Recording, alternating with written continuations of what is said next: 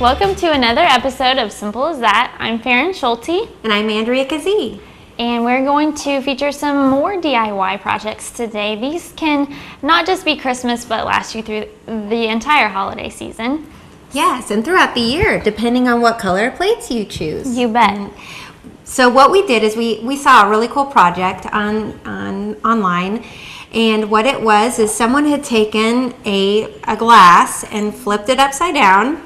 And then they had taken a plate and it was a different color, and then they had glued it and created a raised platter. Yeah. So what we wanted to do was give it a try. And so I had some of these old little glasses and saucers to match, and that's all I had. I had a set of 5 each. So I got to use something I'd never used before, and that is epoxy gel. And you can buy this at any hardware store or discount stores. Most of them carry it. And it comes in this syringe, and you pop out the plug, and then you there's usually you have to break off or cut off the end, and then there are 2 different cylinders, and they have to be mixed together. And then once you stir them and they become a consistent color, then you apply that to the surface, and you have to make sure that your surface is really clean. And then what happens is after it dries, it is a permanent glued adhesive, and this one dries nice and clear, so you can't even see that it's there. You can't even tell. So, and these are ceramic, they are glass, and it's solid, and it's just.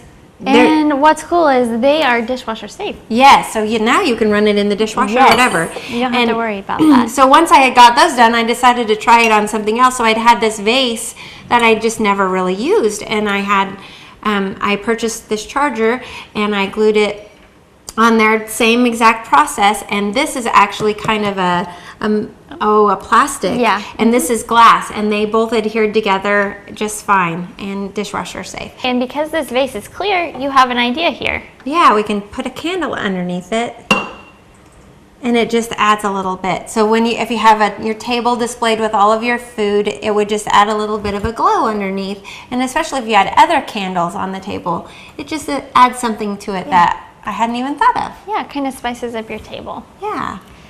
All right, and I just wanted to mention these. This is cranberries dipped in white chocolate, and it was very easy, and I think it just looks really nice on top of this serving tray. So I found these little sticks at Walmart, and that was a really easy project I did last night. I bet they're really tasty too. They are. The tart of the cranberry and the sweet of the chocolate does go well together, so. Very fun. Now, will these be available? Did you find the sticks with the Merry Christmas already on them? Yeah, at Walmart. Wow, great. So, and they actually even came with cupcake liners that match. So if you wanted to, you could put cupcakes on a larger tray. Right, you could set some up high and some down low. And they would all match. So, yeah. Okay, we have coming up some candles that we're going to feature in jars that are both indoor and outdoor. So let's clear this off and feature those. Great. All right, now we have some really fun ideas for indoor candle lighting. There's nothing better than the holidays than having some beautiful light around the house. And we are using electric candles because they are safer. We are using a product, Epsom salts, that you can use a real candle with because it's not flammable. And we also are featuring some fake snow, which is plastic. And so I would not recommend using a real candle with that, right, because it is flammable. So we have miscellaneous jars that we have. And these are just upcycled from all kinds of things, candles or food items that we've had just laying around the house. Yeah, or canning jars that we just didn't get used up in the summer. And so we have multiple different sizes. So what I'm going to do quickly is show you how simple and easy this is to create. And the one I'm going to create is one with Epsom salts. And this is something that you can use indoor or outdoor. And you can use, and I have this handy little bamboo tongs. You can't reach your hand down in there, and if you just clunk it down in there, it's very difficult to get it straight. So by just grabbing onto the fake fire, you can lower it down right into the middle and get it about where you want. I'll bet if you don't have tongs, you could have a little one help you get that in there. Yes. So if you had kids. Or wide mouth jars are even better because then you bet. can use your hand. But sometimes you just don't have enough. And so you just have to use what you got on hand. Yes. And then what we're using here is just good old Dr. Teal's Epsom salts. And I just got this at Walmart. I mean, I think any local store would carry it. And then I'm using this to move the salt around so that it doesn't all just fall right on the candle, and it just kind of goes around the outside. And you can put as much or as little snow in your jar. And you can put these outside on your doorsteps, or I think that I'll feature mine in my picture window at home. Yeah. And so I'll probably use a variety of smaller jars for that because the ledge isn't very big. Yeah. But if you want to see the difference here, we have a fake snow on this one, and then we have the Epsom salt here. And you can do, I mean, they pretty much look alike. So Epsom salts you can get anywhere. So, and it actually has a glitter to it, which I think is really lovely. Yeah. Because snow does glitter, and there's nothing more pretty than a fresh snow on a winter's night when the light hits it. It's really quite beautiful. So yes. So we have one more different way to display candles, and so let's clear this off and go ahead and do that. okay. Okay, for our last candle centerpiece, we're going to use some greenery for a pop of color. And I picked this greenery up from a local florist, and actually, did you know that greenery has a right side and a left side? I did not. Evergreen trees, this is the side that the sun would hit, and so the back side kind of is a little bit duller. Yeah. And so for our piece, I think we want the side that the sun would hit towards the outside of the glass, so that people can see it. Okay. So we're going to take our candle and we're going to put it down inside first. Then we're going to take, and I'm going to use some of the fake snow instead of the salt, because I think the salt would dehydrate the greenery. Okay. And so... And about how long do you think the greenery will stay? Well, actually, if you can mist the greenery with like a spray bottle. Okay. Yep. And then we're going to take some cuttings and kind of get an idea about how long we want them. Okay. Where did you find your vase? I have had that for quite some time, so it's just kind of repurposing something I had around in my house. Okay. But originally, I think I got it at a discount store. So like a Walmart carries clear glass vases, and you could use a square one or a large kind of this oblong Like shape maybe one. a fishbowl type? Yeah, fishbowl one would Sure. work really nice. Anything glass that's clear, you could even use jars and do the same principle. Okay. So, but I just had this one, and so what we're going to do is we're going to go around, and with the right side of the greenery out, yep, you can just go ahead and turn that for me. And what this will do is kind of create a shadow effect as the light shines through the greenery. And you're just going to kind of keep layering it. Okay, let's go ahead and move on to our next idea here.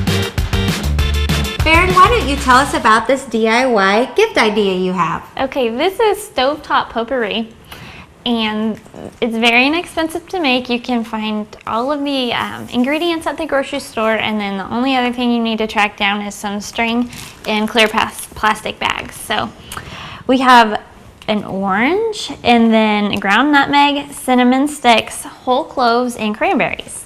You'll assemble it in a clear plastic bag. Just dump the ingredients in there, put your little tag on there, and tie it with some pretty ribbon. And it's just made on the stovetop. So what they're gonna do is, and they'll probably ask you because people don't really buy this anymore. It's kind of something older. Right.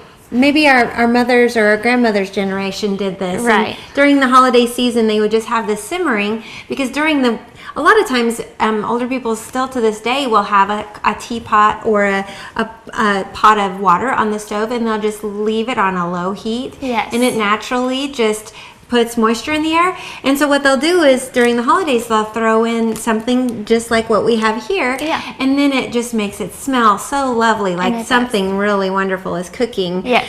And smells that's like baking. almost teasing. Yes, baking and spices. So, but they're probably going to ask how to make it. And the instructions are on here. But they just simmer it with water and just let it smell up your kitchen. So I actually did this I traveled home over the weekend and we did this at my folks' house and it smelled very good all weekend. So I think it's a really neat idea for anyone to get and receive for the holidays. Yeah. Well, we have just one more project with this show, and so we're going to clear off and show you how to do that coming up here. Wow, Faryn, this looks like a really fun project. It was probably my favorite to make that we've featured on the show so far. It's really easy, and what it is a door hanger, and it's going to fit on your door just like instead of a wreath would. And so I'm just going to walk you through the steps to do it. We're not actually going to assemble one, but I'm going to show you some of the things I learned along the way making it. So first we need the burlap. Okay, I'm going to move this up out of the way here. And what you do is you'll double over your burlap because you need a front and a back side. So, and then you could freehand this, or we printed out a stencil and that would work too. Just find a font that you like, enlarge it and print it out, cut it out, put it on top of your burlap and you trace around it, or like I said, you could freehand it on there. And then after you do that, you're going to cut out the letter. And so then you would virtually have just your burlap front and back. And so next comes painting it. And you know, we got to thinking after we did the chevron, you could do candy cane kind of stripes also for the holiday if you wanted it, for the holiday specifically. But we had found this on Pinterest and it was in the chevron pattern. And so we're going to have this stencil available for you on our Pinterest page. And you'll print it out and then cut, you know, the white part out or gray to make it every other. And you'll lay it out on your burlap and just stencil where it is. And then you'll get your paint out and then every other color and make your pretty pattern. Okay, so you just stencil the one side and then you actually painted on only one side. So you still have the two put together, but you only paint on one side. Yes. Okay. And we used acrylic paint that we just found at Walmart. After you painted it, what did you do next, Faryn? Well, that comes the tedious part of the project. It's not hard, it takes just a little bit of patience. So you need a hot glue gun, or you could also sew.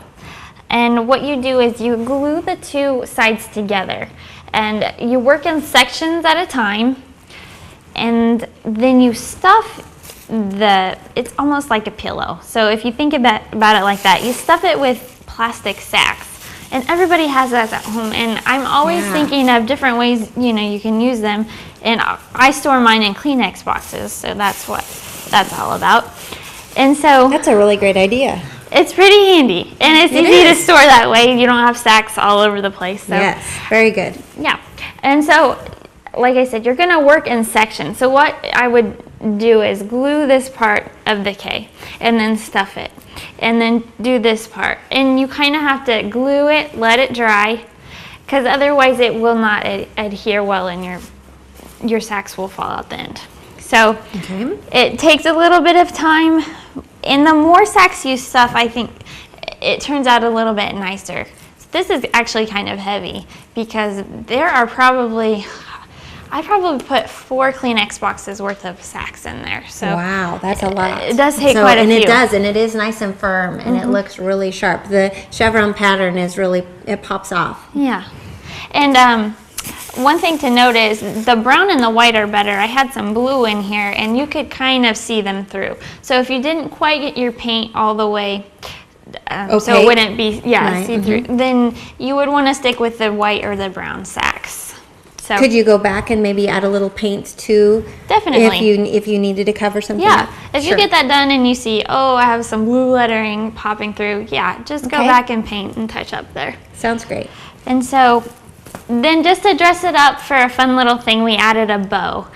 And we had got some burlap ribbon, assembled a bow, And what we actually did was put wire around the back so you can change the bow out. You're going to poke this through the burlap and then just, twist it shut on the other side so it's pretty tight on there.